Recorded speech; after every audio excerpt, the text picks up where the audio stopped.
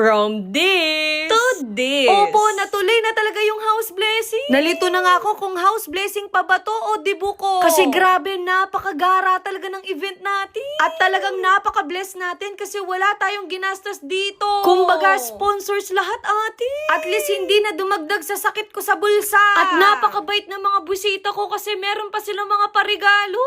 So eto nga, umaga pa lang umalis na agad kami sa bahay. Medyo kabado 20 nga ako kasi first time namin mag-i-event ng ganito. Sabi ko kina mama at papa, imbitahan nila yung buong angkan nila. Nagdala na din kami ng maleta para makapag-sleepover na kami doon. Syempre, hindi namin kakayanin lahat kaya inaya ko yung best friend ko. Natatakot talaga ako kung nasa 200 packs lang ba yung bisita. Pagdating nga namin, inaayos na yung mga tables and chairs. O diba, pati mga upuan natin, gold na rin. O diba, meron din tayong photo booth. Dumating na din nga si Ate Joanna, yung event planner natin. Opo, sila yung magde-decor sa house blessing natin. Alam nyo ba, nung una, gusto ko lang talaga, simple lang yung celebration. Pero nabigla ko, meron din pag-raising table si Nanong ganon. So dito namin ilalagay yung mga pastries, fruits, at kahit mga charger plates natin, gold na rin. Dito ko nga sa likod ng bahay pinalagay yung catering. Para naman maikot ng mga bisita yung bahay. Nabigla nga ako kasi meron mga nagpadala ng flowers. Opo, binigay lahat ni Celine Nobleza yan. Hindi daw kasi siya makakapunta kasi nasa Dubai pa rin siya. At talaga namang hindi nagpatalo si Spencer kasi nagpadala din siya ng mga bouquet. Grabe, isang karangalan talaga to. Sinimulan ko na rin magayos kasi baka makita ng mga busita nakapambahay pa rin ako. At sakto nga, merong dumating na busita.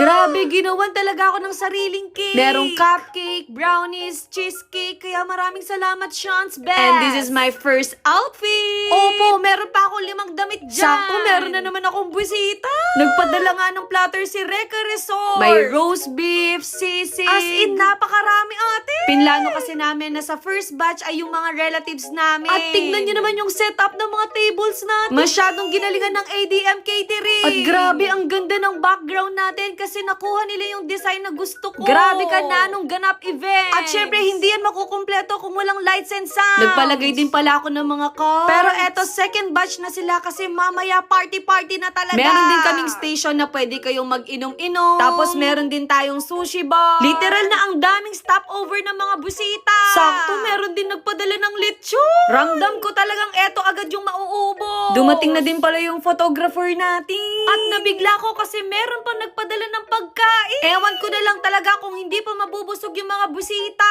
Maraming salamat, Goto ni Pido. At bago ang kainan, sakto dumating na din si Father Fiel. Yayayain ko sana mag-TikTok kaso baka mabash kami. Sa puntong to, para na akong naiiyak. Kasi lahat ng importanteng tao sa akin nandito sila. Dito ko talaga naramdaman na sa amin na talaga yung bahay. Sabi ni Father, kailangan daw namin ikutin yung buong bahay. Ewan ko na lang talaga kung hindi pa matatakot yung mga multo. Huy, hindi ganun. After nga ng blessing, pinrepair ko na yung mga bariya natin. At kahit mga pinsan ko talaga nakipag-unahan sa mga bariya. Sabi ko sa kanila, ibalik nila mamaya kasi wala na tayong kwarta. Sinulit na din namin si Father kaya nakipag-picture na rin kami. Sakto, dumating na din yung mga pinagawa kong picture frame. Kanina ko nga lang pinagawa, buti na lang natapos. Grabe, ang ganda ng setup ng grazing natin. Meron pang nagpadala ng mga pastries. Masyado nyo na akong ini-sport. Sakto, hindi pa ako kumakain kaya deserve ko to. At least yung mga busita ko may papika-pika na rin. Syempre, meron din tayong pinaka-favorite ko na cookies from TGS. Eto na nga, kainan na.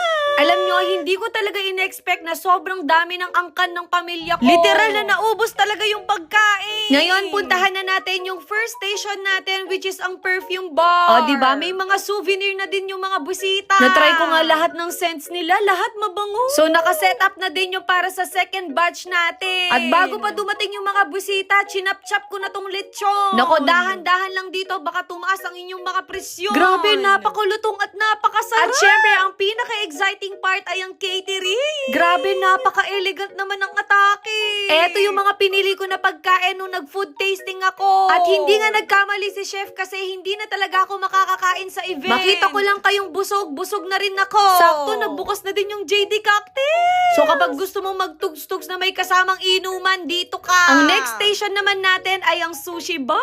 Napaka-organized na mga sushi. Naku, kung wala lang talagang busita, baka tumambay ako dito para mag-food trip. At syempre, ang last station natin ay ang photo booth. Syempre, gusto ko sulit talaga yung souvenirs na marireceive ng mga busita. Nagustuhan ko nga to kasi maganda talaga yung quality tapos aesthetic. Bininyagan ko na nga tong Calixta photo booth. Meron na ding second batch sa grazing natin. Aminin nyo, ang fresh pa din ng mga prutas. At grabe yung mga busita kasi meron pa silang mga parigalo. Sabi ko sa kanila, pumunta lang talaga sila dito, masaya na ako. Kaso nabigla ako, meron din nagregalo na din drawing pa talaga niya ako. At hindi lang yan, meron pang nagregalo ng electric fan. Dumating din yung CEO ng SCT. At hindi rin siya nagpatalo kasi nagdala siya ng mga products. Nakakatuwa nga kasi pinamigay nila sa mga busita. Yung mga influencers ko rin kaibigan, dumating din sila. At kahit sobrang busy ng mga taong to, pumunta pa rin sila. Eto talaga yung mga memories na hindi ko talaga makakalimutan. Nabigla nga ako kasi may patalent portion pa yung mga staff ng JD Cocktails. Sakto, nagsisialisan na yung mga bisita kaya pwede na akong pumarty. At ang pinakagalante kong kaibigan may pa-vacuum. At soon, siya naman yung may stress sa bahay. Gusto ko rin magpasalamat sa photoman kasi ang gaganda lahat ng mga pictures. Ayun lang, bye!